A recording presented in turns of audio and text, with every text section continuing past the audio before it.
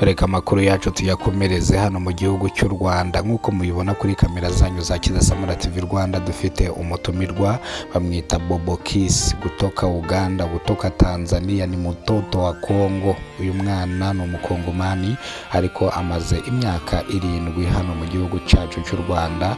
Yifuje kuganira n'itangazamakuru, ahita ahura na Kidasamura TV Rwanda, dore ko Kidasamura TV Rwanda nta interview itajya ikora nimwe. Avuga yuko yari umuririmbyi cyangwa yari asanzwe abyina, bari groupe barabyinaga, rero groupe iza gusenyuka, umwe agenda n'undi agenda.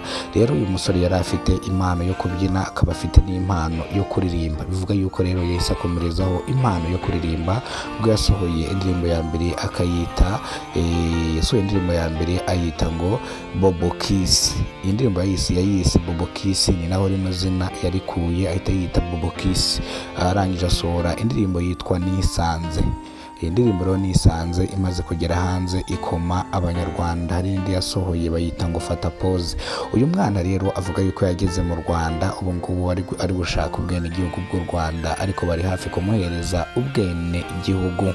Yongera gushimira abanyarwanda n'abatuye mu Rwanda, yongeye gushimira perezida w'u Rwanda Paul Kagame, avuga yuko nta muntu ajya asubiza inyuma uje wese aramwakira. Ndetse yongera kuvuga yuko hano mu gihugu cyacu cy'u Rwanda hari umutekano, hari icyo kurya, harasukuye, mbega mu Rwanda nta kintu wahashinza. Ariko yongeraho akantu, aravuga ati rero hano mu gihugu cy'u Rwanda ufite amafaranga yawe waza ukayarira mu Rwanda, ufite umutekano utuje, dore yuko mu Rwanda ibintu ari amahoro. Reka ndeke kwizinga mu magambo, reka tuganire na Bobo Kiss kutoka Goma. Uyu mwana ni mtoto wa Kongo. Vipi? I'm good bro. Umeze ute se? Shani fresh kabisa. Na amahoro? Yeah. Ariko mbere yuko dutangira cyangwa tujya ku ndirimbo zawe, ndashaka kubanza ko kwibariza ese ubundi umuziki umazemo igihe kingana gute, wabyinjiyemo gute, wabitekereje gute? Umuziki ukuntu nawugiyemo kumva kera narabyinaga. Wari umubyinnyi? Nari umubyinnyi cyane. Ndavuga se ejo nzahora mbyina, mbona nta kintu kiri kuvamo. Kandi mvuga ngo reka ngerageze nzandike indirimbo imwe, rero ko yananze. Wanditse indirimbo zingahe? Umaze kwandika indirimbo 11. Umaze kwandika indirimbo zisanga 11, ukaba warasohoye indirimbo zingahe mu izo ndirimbo 11? 10. So indirimbo 10. None se so uri umunyarwanda?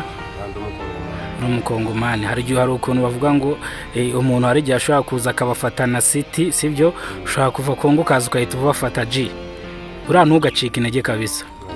Mu Rwanda bimeze bite? Umaze kumenyera ikinyarwanda urakivuga neza cyane? N'abavukiye mu gihugu cyacu barusha ikinyarwanda. Nshaka kubivuga gutya bakavuga ati yenda umuntu uvuga gutya atazi n'agakongomani na gake, ndetse uko ari kuvuga najijinganya mu kinyarwanda bikabatangaza. Uvuga ikinyarwanda byo nabimenye. Nabimenye ni Kigali. Bamenye ni Kigali. Wageze mu Rwanda nta kinyarwanda uze? Nta kinyarwanda. Ubu muratuye muri Kigali, mwaraguze cyangwa muzasubira murateganya gusubirayo? Twaraguze. Mwaraguze muri Kigali, mwimutse? Twimutse. Mwebwe muri abanyagihugu, umuntu afite n'ubwene igihugu bw'ahano iwacu mu Rwanda. Umuhanzi Bobo Kiss avuga yuko mu kuva mu gihugu cyacu cy'abaturage bageze mu Rwanda bakagura bakaba batuye, akaba avuga yuko badateganya gusubira mu gihugu cy'abaturanyi.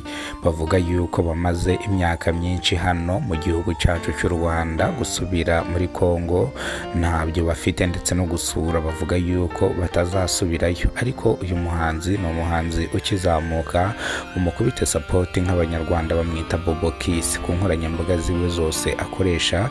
Afite channel yakurikiranwaga n'ibihumbi bisaga 15 by'abanyarwanda. Iyi channel barayimwibye, management yiwe yamwibye iyi channel. Ubu ngubu atangiye bushyashya, ni Nyakamwe. Rero yafunguye indi channel bayita Bobo Kiss. Iyi channel iri kunyuraho indirimbo zibe gusa, nta kintu kiri gucaho. Bivuze yuko tumufate mu mugongo nyuma yo kwibwa channel n'itsinda yakoreraga ndetse na management, ndetse yagiye kurekarama atanga ikirego muri RIB, ndetse abura ibimenyetso birangira channel yiwe bayitsindiye gutyo.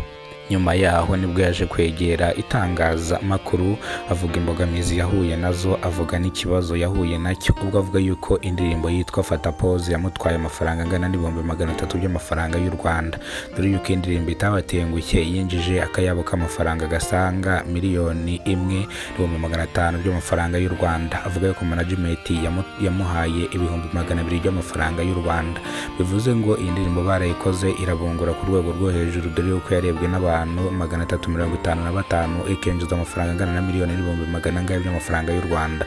Bagiye kumuhemba bamuhaye ibihumbi 100 by'amafaranga y'u Rwanda, ariko niyajuyaje kubera ko ari umuntu ushaka iterambere cyangwa ushaka no kumenyekana, arakomeza arakora, yongera akubita indirimbo hanze bayita Nisanze. Indirimbo Nisanze ikigera hanze yakomye abanyarwanda, irebwa n'abantu 3,255 mu cyumweru kimwe, yinjiza amafaranga ahwanye na miliyoni 2,500,000 by'amafaranga y'u Rwanda.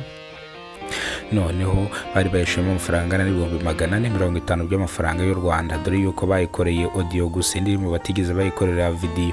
Mu gukora video yahise ingana cyangwa yahise binjiza amafaranga angana n'ibihumbi 30 by'amafaranga y'u Rwanda, bivuze ngo video ntabwo yarebwe cyane nka audio.